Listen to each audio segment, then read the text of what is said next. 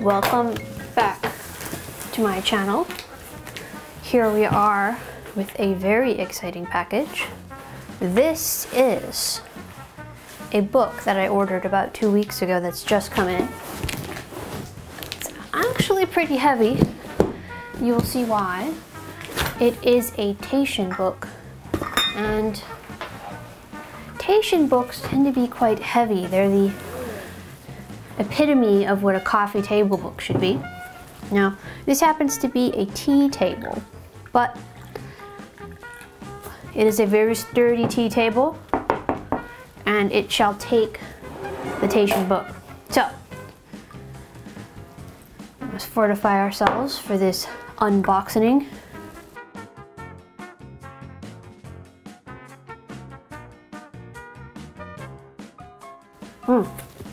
The tea's a little cold, but I always make a very full pot of tea. It's about up here, and it takes it longer to cool down that way.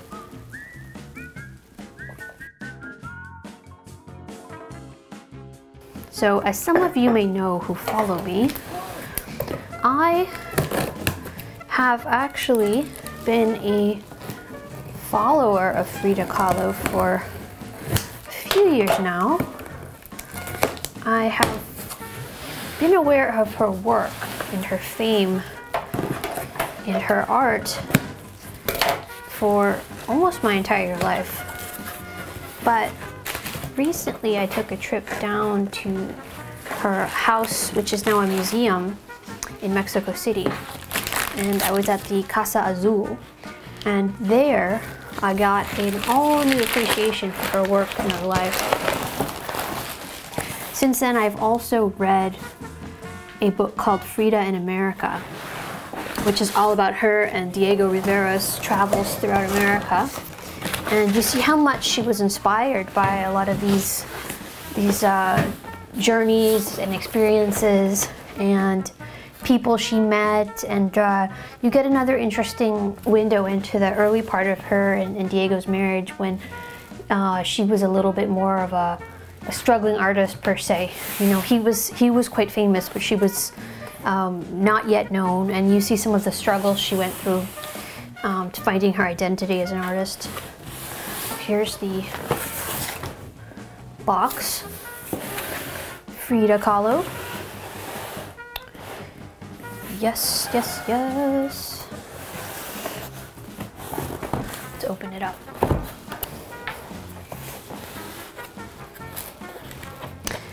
I'm also quite excited about this book because I've been complaining for a few years now that there hasn't been a good monograph on Frida Kahlo's work. There hasn't been at least a complete, edition out. And there seem to be so many coloring books and cooking books and children's books, and all those things are very great, and you come across them in museum gift stores, but there hasn't really been like a comprehensive artist book with her biography and all her works. And she doesn't actually have that many works, and so, well, at least not in comparison to other great artists. And so if you don't put all her works in a book, you don't get a very complete view of her work. So I've had friends who go, doesn't she just do self-portraits? And it's like, no, she actually does a lot more than just self-portraits. Or I've had people go, oh, I didn't think she could paint that well, or I didn't think she used color. And all of these things are just incorrect, but one could be forgiven for having these suppositions because there just hasn't been a very good, compilation of her works. But here we go. Very cool. I'm very excited to have this join my big library. If you do what I do and carry these books into the studio and leave them open for inspiration while working, you really do appreciate the nice heavy hardcover. It does protect them, give them a longer life. And the whole studio floor becomes a table, that kind of phenomenon. Here we go. Very exciting. Wow. Yeah, you know, I didn't actually do this on purpose, but I'm wearing the same headdress, and my hair is up today. And I almost never have my hair up, and I almost never wear headbands because they actually hurt my temples. But this one seems to be kind of comfortable on me, so that's pretty funny actually. That's a pretty good coincidence. I like that. Oh, look at this. She's got a hand on her ear as an earring. That is just fascinating. Wow. I will move you to a better bird's eye view in just a moment so you can see exactly what I'm seeing, but I want to just flip through this first. Oh, I love this. It's I don't know, some kind of hummingbird or something right by her foot, and a skyscraper is at the Empire State Building coming out of a flaming volcano. Looking at her feet in the bathtub. How many of us have done that? Frida Kahlo, the original bathtub painter. Am I right? Here she is in a suit. A lot of people don't know that as well. She actually had these masculine phases where she would cross-dress and wear suits, and it was something that she would come back to at different parts of her life, depending on what was going on at the time.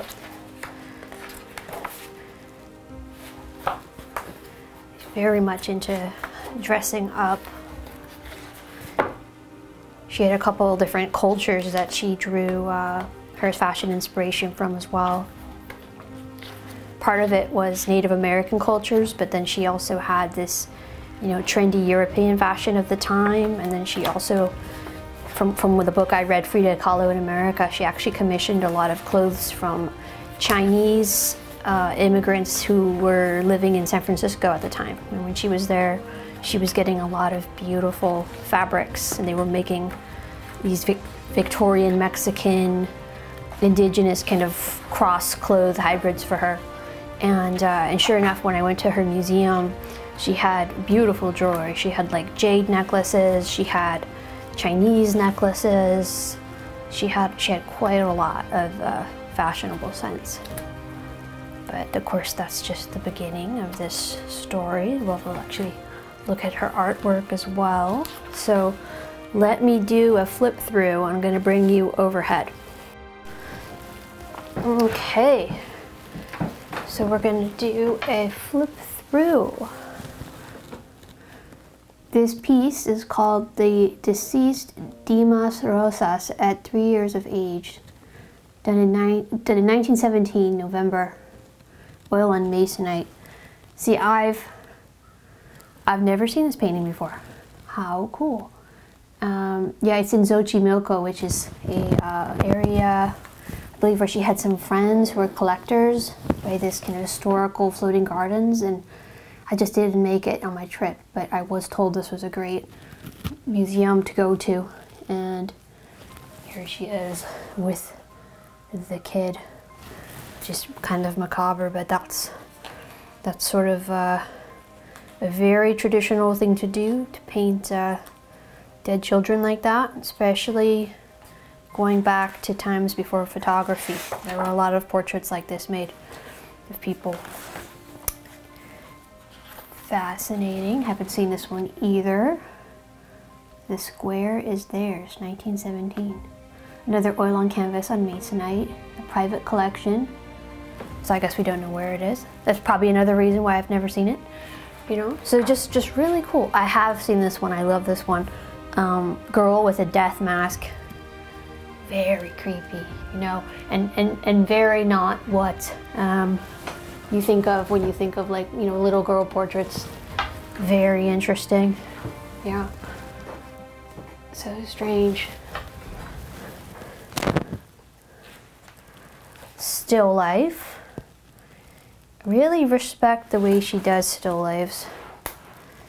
She's got this kind of Cezanne, you know, from the top view, and the arrangement is, you know, very simple, but kind of deceivingly simple. It's also, you know, like what's going on back here. Is that a cloudscape? You know, look at all the details she's doing on the wood.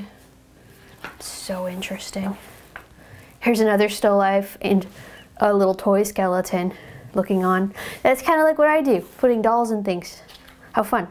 And I'm not kidding you, I haven't seen these still life before. Like I actually haven't seen any of these paintings before. So this is my kind of first reaction to these.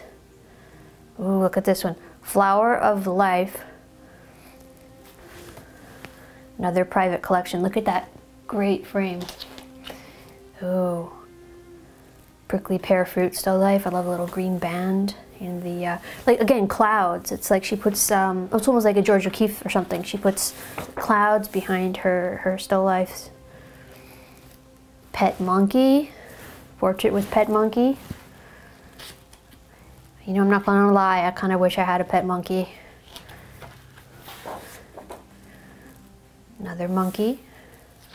And at the Casa Azul, she has an inner courtyard, which is where I believe a lot of these monkeys were living. And it is a huge property with lots of flowers and plants and flowing water. And it's like an inner sanctum, kind of inner paradise. So it's definitely a good place to keep exotic animals.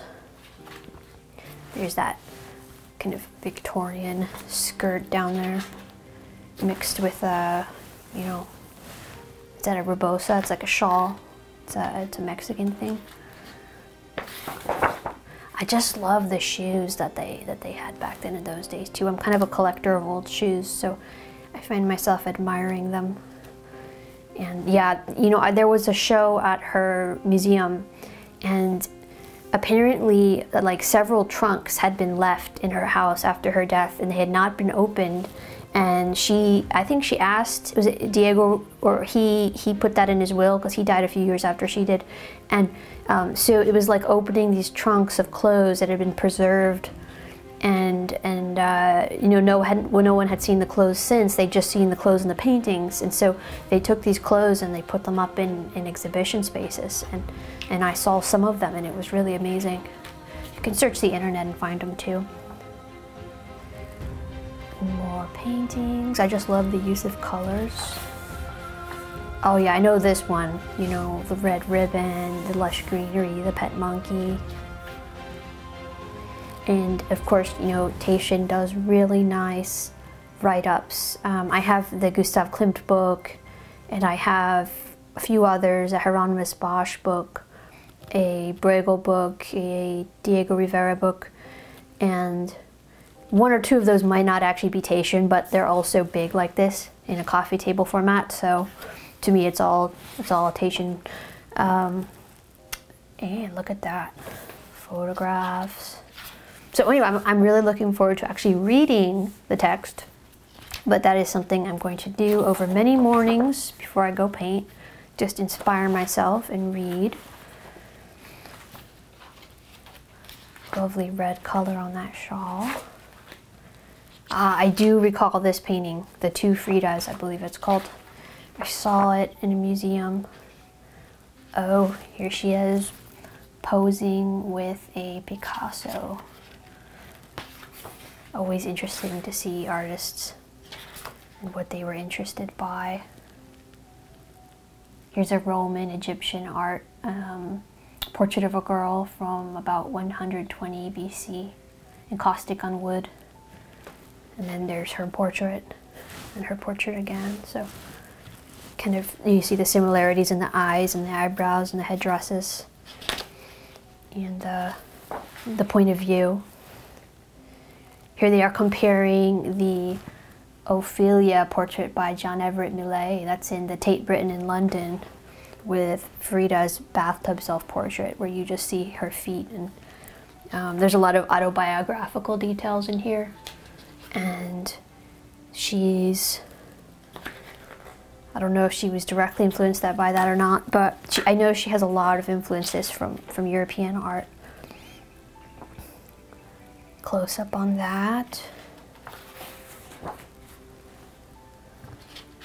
believe this one was about a suicide she read about, a 16-story plunge, Dorothy Hale, and Frida was inspired, and during her time in New York she painted this story.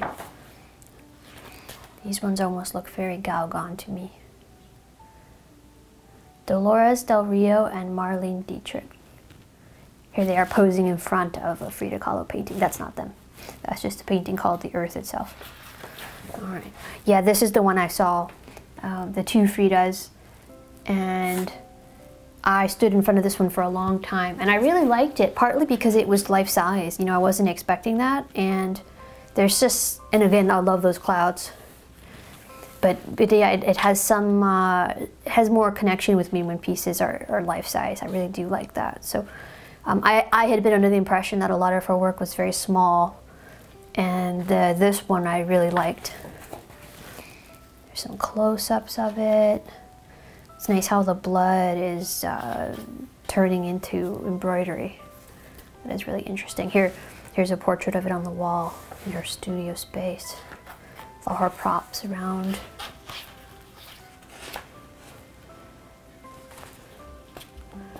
More details, which is what I love about these books. It shows details. Here's one of her pet deer. This is my other favorite one, and you can see why. Portrait of the wounded table. Just the wounded table, yeah. And it is a really surrealist piece, and look how big it is, and there she is in the middle. And you know, I love tables. I love sitting at tables and reading and having tea. And you know, this one kind of has that Alice in Wonderland feel, except you've got a skeleton here and a headless man with a puppet cupid and two children. And one leg of the table is actually like a dissected human foot. Actually, two of them are. And she's bleeding under the table. It's kind of, yeah, you know, part of her story, and this, I probably don't even have to talk about this because this is usually the first thing people learn about Frida, is that she had an accident when she was younger and polio, and so she had lifetime complications. And so then she also had a very, very bad miscarriage due to the accident because her pelvis got rearranged during a collision with a trolley car and a bus. And so a lot of her paintings are about these things. And then she mixes that with just this Mexican Day of the Dead culture and the Catholic imagery. And then, you know, that's part of the reason why you get this kind of strong symbolism. Yeah, I really like that. So beautiful, that skeleton on top of the bed holding those purple flowers. And then she is down there, and again, she's floating in the clouds. Yeah, really interesting. You know, for some people, this might be kind of a strong art to look at, and so that's probably another reason why people don't always really understand the full scope of what she's done. There are a lot of interesting drawings in graphite. I've never seen these before either. Kind of doodles that, like, you know, I might have done, or some of my friends might have done when we were in school. You know, here's her as cutting her hair and taking on man's role again. She usually did that after she had a problem in her relationship with Diego. Yeah, but back to the art being strong. You know, that's another thing I hear when people actually do find out a little bit more about her. And you know, it's really interesting the role art has in different eras and places. But you know, I think the thing to keep in mind with Frida is that she wasn't a gallery painter, and most of her paintings were done in private. And she was not abashed, you know, to put her feelings and her thoughts down. She had some very strong beliefs, and she wasn't abashed with those either. And as my father likes to point out too, you know, she was actually quite a wealthy woman. So she, you know, was sort of part of the upper crust of society, and she, you know, she had a gardener, and she dressed well. She was friends with luminaries and elites at the time. She was very well respected for her intellect and her charm and her persona. And then people discovered the art usually as a secondary characteristic, and they loved her art, and they gave her shows, and she sold all her art. So she's you know, very much an artist, but she was not ever, you know, trying to pander to anyone or anything with her art. And so I think that's one of the reasons why she's so famous today as well. I just love this one with all the parrots. That one's almost very modern, isn't it? It looks like a t-shirt. Yeah, there she is with her pants. Nice self-portraits with parrots and botanicals and flowers. More monkeys. Love those monkeys. Wow, look at that one. It's all so interesting. I do love this, I think it's called a resplendor. This kind of headdress that just shows the face peeking out. More strange creatures. It's painted in 1945.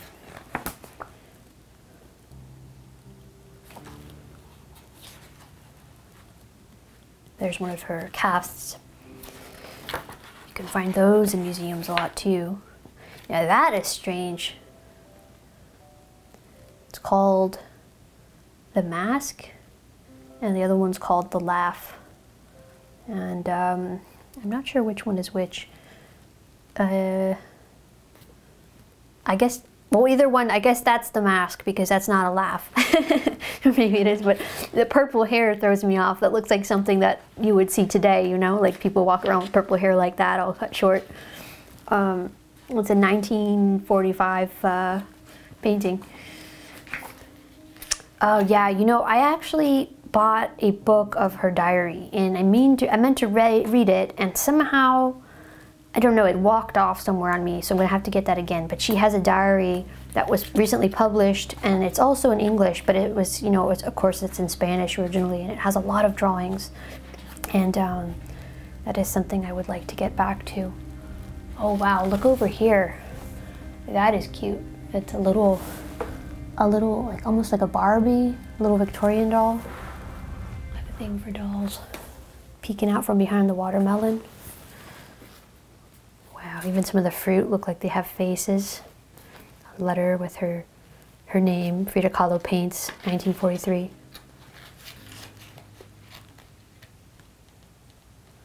This still life is called The Bridge Frightened at Seeing Life Opened.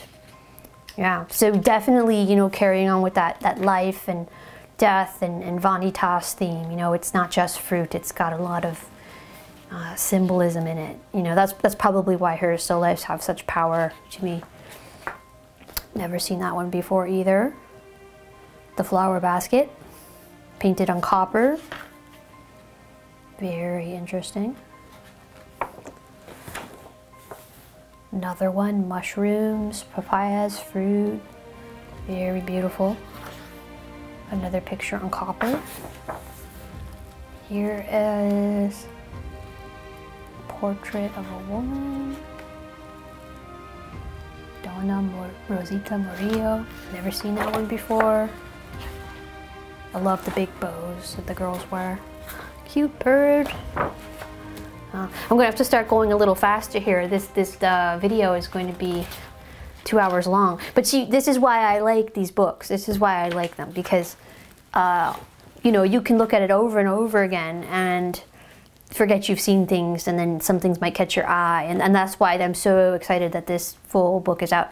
This one looks very Diego Rivera as far as, you know, his murals go. It's got all the different kinds of religions and political figures, and you know, this kind of I don't know, I call it like fresco or mural perspective, where you just fit more and more things in to tell the story, and it almost becomes a pattern, but it's so full of meaning too. Yeah, very interesting. Definitely gonna have to revisit some of these. So I'm gonna go a little faster. And you know, I've actually never done a book review either, so maybe I'm not supposed to show you everything because you're supposed to buy the book. Like, I don't know. But I'm just gonna flip through quicker now. But here is a beautiful one, Without Hope, 1945. Oh, I remember seeing this one when I was about 9 years old. I had an art teacher who introduced me to this picture. She's having to drink this funnel of, you know, death and dead animals, and ew, gross, you know? More pictures, more pictures. Self-portrait as a deer that's being hunted. So cool. Another manly portrait. Nice outfit. Looks like black silk or something like that. Oh, that's it. The Resplendor. I love this one. It just makes you into this big triangle. That looks really fun. So cool. This is her family. Parents and grandparents. The palette is a heart. Painting from the heart. You can see the color of the rings and the clothes she was wearing. I just love this mixture of color. Yeah, I feel like people don't know how to dress anymore. Like, you know, the coordinating of colors and patterns like this would scare most people off. They would say like, no way, that's just too much. That's never going to match. You know, I'm just going to put on gray pants and a white t-shirt. Let's see.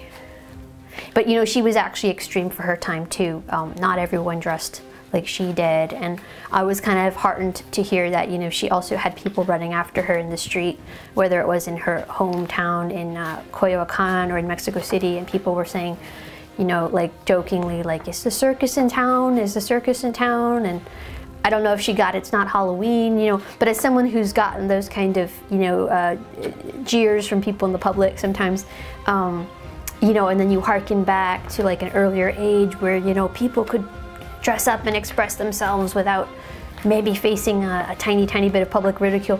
You know, I don't know if there ever was such a time. I think that if you're gonna be like this and live artistically and be yourself, you're always gonna face a little bit of that. So she was all the more brave for that.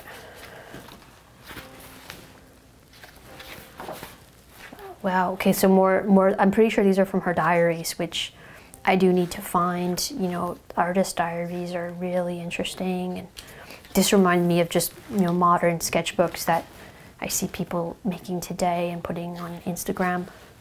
You know, and they have their Posca markers and their Copic markers. You know, I'm pretty sure she was mostly using watercolor and ink, but you know, same thing, same pigments, just packaged in a different way. So really interesting. Using a typewriter, of course. She was a very prolific letter writer, and she could speak several languages, you know, because she had to keep up correspondence with all these different luminaries she was friends with around the world. A lot of her letters. When I was in her museum, I actually was reading some of these, and they're all written really well. They're all full of witticisms and, you know, inside jokes, and if any of them are about art, you know, they're full of a lot of like really good names and allusions to, you know, great artists. It's fun because you can send you down rabbit holes of what to go look up next, you know.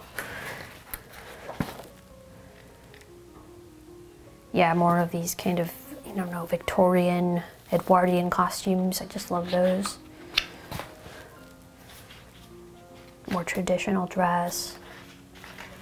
Different kinds of silhouettes and shoes and hairdos mixed together. Different kinds of architecture, different kinds of art. So interesting. Love that.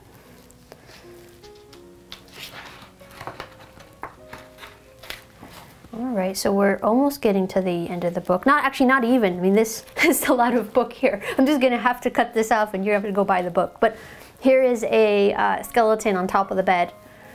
She had a lot of these piñatas, I remember, when I visited her house. There were like almost 100 of them. I think they're Judas paper mache, and they were meant to be burned in a bonfire at a celebration once a year. But I think she, you know, obviously she must have kept a lot of them, and they were up being decorating, you know, decoration for the house.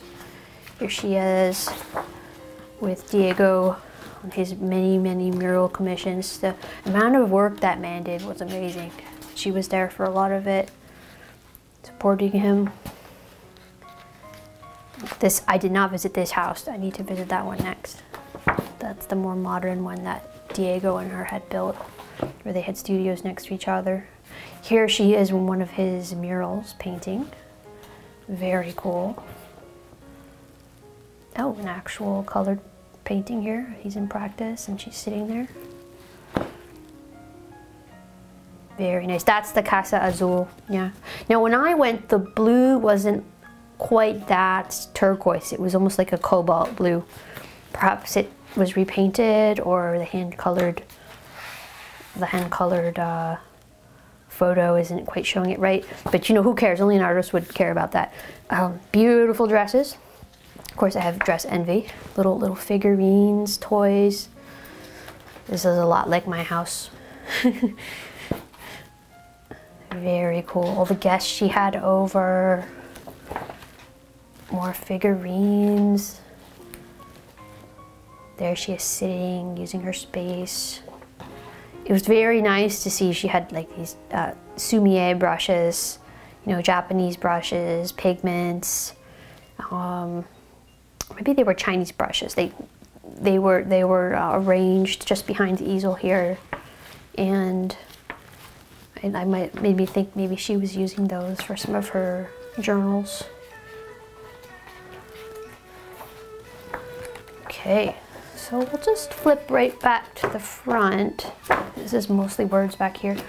And I'll show you a couple other Frida Kahlo books I have, just so you guys can't point out to me that there are actually Frida Kahlo books. I know there are Frida Kahlo books, and I feel like I have almost all of the ones that matter. But I'm just gonna compare the sizes to you to show you that this one is really, really amazing, and I'm so excited to read it all. Here we go again. This will be all the books shown. All right, so those are all my Frida Kahlo books. This was probably the best runner-up until the Taschen one, and I was really excited to get this one. It was printed in Italy, also hardcover, has the 2 Frida Kahlos on the front, and yeah, it has 221 black and white and color illustrations, and it's great. No, I'm not complaining. And I am definitely going to keep looking at this one.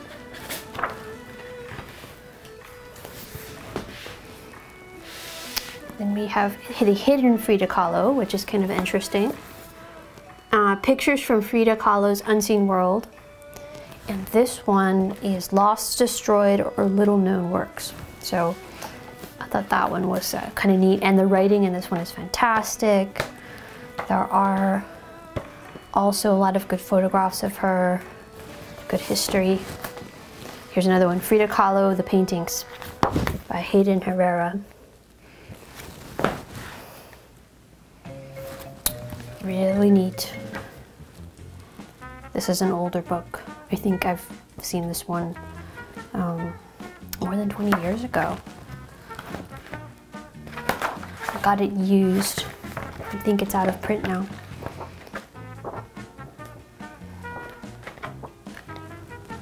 Yep. Oh, there you are. There's a lot of inspiration to look at. And I am so excited to have all of these wonderful things. I mean, who can't be inspired by all these colors? That's just fantastic.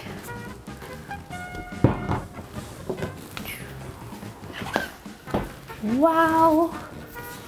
Wow, wow, wow. Okay, well, I'm gonna have to go paint something now. Maybe I'll go finish a self-portrait that I started and get that finished, you know. Have to keep up with this amazing kind of production here. Just absolutely fantastic. All right, well, thanks for watching, and wish you luck in all your endeavors. This has been really fun opening the book with you, as opposed to by myself.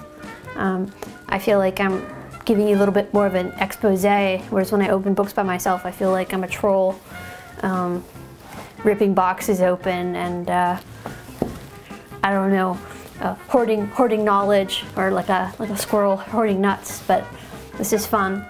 And let's do this again sometime. Very cool, very cool.